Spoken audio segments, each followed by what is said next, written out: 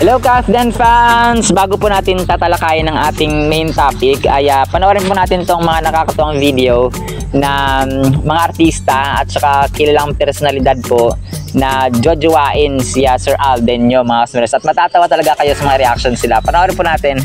Alden Richards. Wow! Ipatag ko siya dito.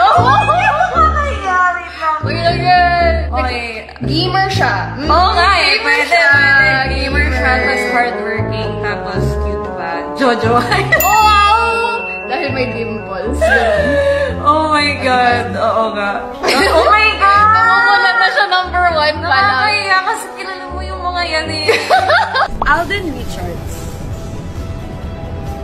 Gwapo ni Kuya Alden. Guwapo. Kinikilig ka nga doon. Kinilig ako nung nakita ko siya sa Belo. First time ko siya nakita. Jojowain. Kuya Alden, baka naman. Alden Richards. Na-meet ko siya sa Itbulaga dati. Bineso niya ako, tapos naamoy ko yung perfume niya. Sobrang bango. Hindi perfume yan eh. Parang from the baby skin niya.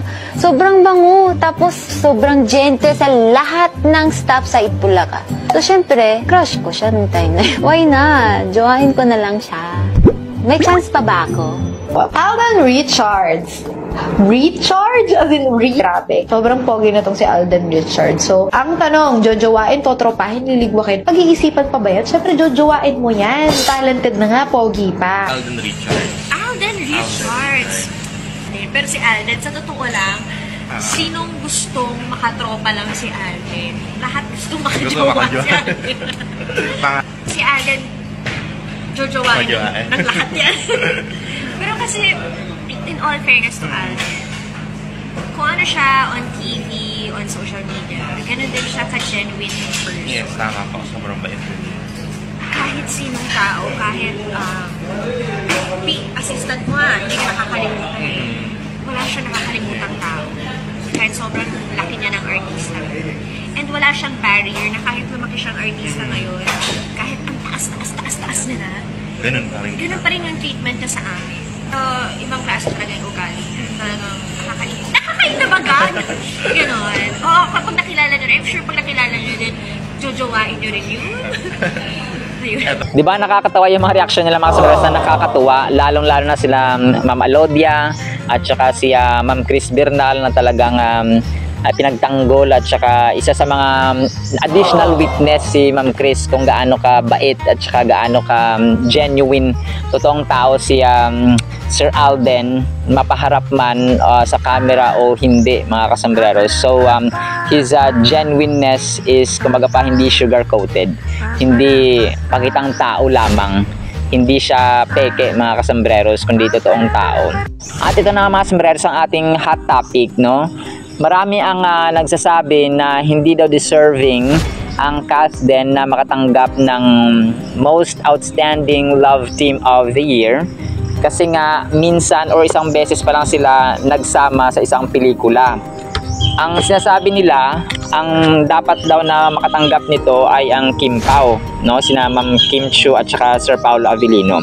Ano po ang masasabi nyo dito mga sombreros na hindi nila deserve yung award na ito na Most Outstanding Love Team? Kasi ang sabi pa ng iba, hindi daw sila on-screen love team at saka patago pa, unlike daw sa Kim Pao na marami ng mga series, pero hindi pa sila nagka-pelikula mga sombreros, pero marami silang like yung What's Wrong with Secretary Kim at saka yung iba pang mga ano nila, yung tambalan nila sa mga series mga sombreros or drama series sa TV.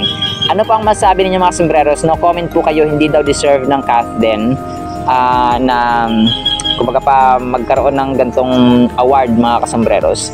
At ang ating tula sa vlog na ito ay pinamagatan nating utos. Isa na siguro sa pinaka-inaayawan ang salitang utos kasi kailangang sundin maraming requirements at purpose. Pag nag-utos si nanay, tatay, ate o kuya, ikaw na kapatid ay dapat alisto at handa. Dahil pag hindi ka sumunod, maaaring ang pamalo ay andyan na nakaamba. Utos ni ma'am at sir ay dapat sundin. kasi baka mga grado mo'y gawing palakulin. Maging ang mga utos ni bossing sa opisina, pag delay kang pumasok ay baka ang sahod mo automatic kaltasado na. Ngunit ang utos pag sinunod ay may kalakip na pagpapala at gantimpala. Gaya na lamang sa pagsunod sa mga utos sa banal na Biblia. Pagmasnurin kay pagpapala at awa niya ay ibubuhos bawat gabi, tanghali at umaga. Hindi lamang sa iyo, kundi sa iyong buong pamilya. Utos, bow. Para sa ating Word of God mga sombreros, pinamagatan natin itong What Makes God Smile. Okay? Bago tayo magsimula at saka basahin ng verses, tatanong ko sa inyo mga sombreros, ano yung nagpapasaya sa inyo? Okay? Ano yung nagpapangiti sa inyo? Okay? Malamang sa mga Kathleen fans ay makita yung tambalang Kathleen sa screen mga sombreros, and that makes us smile and happy.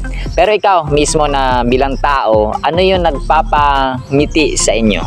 So, kapag mahal mo ang tao, for example, meron kang jowa, meron kang asawa, o kahit na kapatid mo, no, o kaibigan, gusto mong nakangiti siya, masaya siya, ano yung nagpapasaya sa kanya? Okay? Ano yung ginagawa mo na nagpapasaya, nagbibigay ngiti at saya sa kanyang mga labi?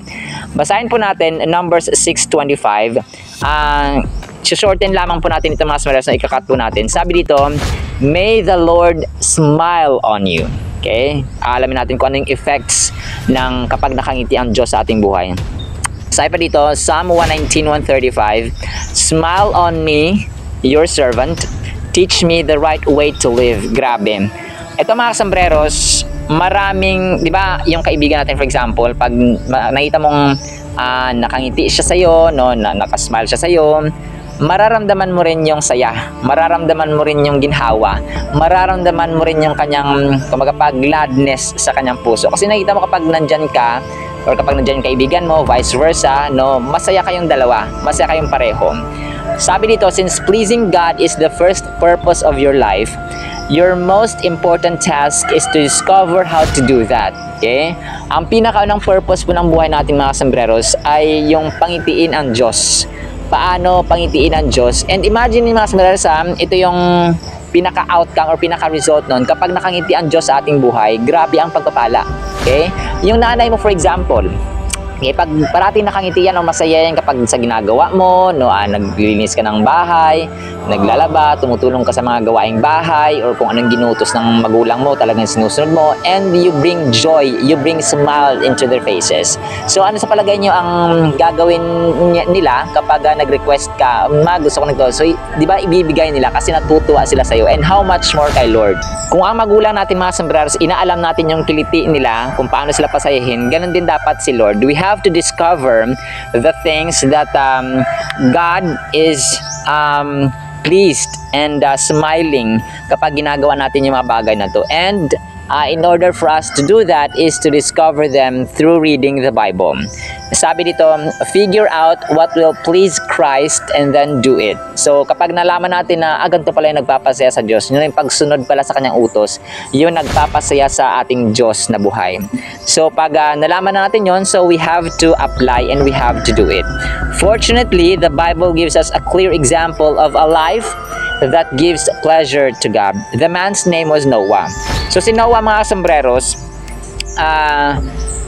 kumbaga pa siya yung equivalent din ni Jesus Christ of how he saved humanity. Kasi ano na, ubos na yung lahi, ubusin na ng Diyos ang lahi ng sangkatauhan. Kumbaga pa yung mga peste for example, kasi kailangang isprihan, papatayin lahat para walain, para wala ng kumbaga pa maipanganak pa na peste. So ang tao sa time ni Noah, sa sobrang sama, sa sobrang kumbaga pa dami na ng kasamaan ng tao, sobrang taas na at malalim, so kumbaga pa sobra na yung kasamaan ng tao, kailangan ng puksain lahat so that sin will not inhabit or hindi na mangibabaw sa mundong ito. Pero Noah brought pleasure to God. Sabi dito, Noah was a pleasure to the Lord. Kasi lahat na except kay Noah na sinasabi niya na kumaga pa, ito yung tao nagpapasmile sa akin. Sabi niya, this guy, itong taong to ang nagbibigay sa akin ng ngiti sa aking labi. I will start over with this family. Kasi yun nga, nagbigay ng kasiyahan at ngiti si Noah ay may pagpapala. So hindi ko ito lilipulin, hindi ko papatayin kasama ng mga taong masasama. I-imagine yung ilang milyon mga kasambreros, no, yung namatay sa time ni Noah. And ito yung sasabi natin na may pagpapala kapag ang Diyos po ay nakangiti at nag-i-smile sa ating buhay. Ito yung mga ways, pamamaraan mga sombreros kung paano magbigay ngiti sa ating Diyos. Number 1, God smiles at us when we love Him supremely. Supremely ha, dito na papasok yung dalawang pinakamahalagang utos, no? Number 1 is, love the Lord your God with all your heart, mind, soul, and strength. And love your neighbor as you love yourself. So, sinasabi dito na supremely kasi siya yung number 1 mga sombreros. Number 2, God smiles when we trust Him completely. So, marami ang, sa time ni Noah, marami ang hindi nagtiwala sa Diyos. As a matter of fact, ay kumbaga pa tinutya pa nila ang Diyos, no? Kumbaga pa sarcastic pa sila sa Diyos. Sabi pa nila kay Noah, magtatayo ka ng ano dyan, gagawa ka ng barko, sa itaas ng bundok yan, ang dagat, ilang kilometro pa. Pero si Noah mga sombreros, completely trusted God. Pero, sabi dito, by faith, which is equivalent to trust and belief mga sombreros, Noah built a ship in the middle of dry land. He was warned about something he couldn't see and acted on what he was told. Tapos, as a result, Noah became intimate with God. So, ang trust mga sombreros, yung kaibigan mo, for example, yung BFF mo, hindi ka magtitiwala o hindi ka magiging intimate, hindi kayo magiging close kapag wala kang tiwala sa kanya. Okay? Lalong-lalo na kapag may utang na yung isa na pera, no, tapos hindi binayaran. So, tapos, may mga tropa na gano'n mga sombreros, no, na kung wari yung pera, hindi ganong issue. Pero, dito nagmumula mga sombreros, sabi natin na trust, yung mga sekreto na hindi dapat ibulgar, hindi niya binubulgar. So, doon ka nagtitiwala. And, trust brings intimacy, and that is also the same with God. Number 3, God smiles when we obey Him wholeheartedly. Yung obedience mga sombreros ay nagdadala talaga ng tuwa yan. Kahit nasaan ka pumunta. Yung bossing mo for example, yung teacher mo for example, kapag sinunod mo yan, ay nako, talaga magiging BFF at saka best friend forever kayo mga sombreros. Yung magulang natin lalo na, no? Kapag sinunod natin yan, yan yung magbibigay or nakakapagbigay ng ngiti sa kanilang mga labi mga sombreros. So when we obey them wholeheartedly, wala, kasi di ba may mga tao sumusunod nga, nagdadabog naman. So hindi ganon mga sombreros, dapat wholeheartedly, buong puso. Next mga sombreros ay ito, God smiles when we praise and thank Him continually. Ito mga sombreros ay napakaganda rin ito. Yung nanay mo for example, yung tatay mo, kapag pinapasalamatan mo sila at saka kumaga pa may mga kind words ka na sinasabi sa kanila, ay natutuwa yan sila. Okay? Yung binigyan ka ng nanay mo ng pera or ng ganitong mga bagay or kahit na simpleng paglaban ng nanay mo sa mga damit mo, yung mga pagluluto, no, yung mga normal na ginagawa sa araw-araw, kapag pinapasalamatan mo sila, binubuka mo yung bibig mo, nay, tay, salamat, pa, salamat, kahit yung mga kapatid mo, no, salamat, ganito niyang salamat. So kumbaga pa, nagbibigay yan ng tuwa sa kanila mga kasombreros, and it's one character na napakaganda ring i-possess, yung pagiging appreciative, yung pagiging mapasalamatin mga kasombreros. And then next one is God smiles when we use our abilities. Kapag hindi natin ginamit ang ating abilities mga sombreros, it's kinda useless. Yung nanay mo for example, binigyan ka ng ikukumpara natin sa gamit binigyan ka ng cellphone tapos hindi mo iningatan, kumaga pa hindi mo inalagaan ng maayos, ano ang mararamdaman ng nanay mo? Diba? Masakit. So hindi yan makakapagpangiti, hindi yan makakapagdala ng smile sa nanay mo or sa tatay mo or sa kung sino man nagbigay sa iyo mga sombreros. Yun lamang po mga sombreros, no? Dalayan po natin na maghari ang pag-ibig, pananampalataya at pag-asa sa ating tahanan noon, ngayon at pagpakailanman. Nawa po ay ang pag-unawaan sa bawat pamilya, sa nanay sa anak sa magulang, sa kapatid mga sombreros ay maghahari sa ating puso't isipan sa loob ng ating tahanan na wini-welcome ang Espiritu ng Diyos. See you sa next segment po. Love you all mga sombreros. Bye-bye!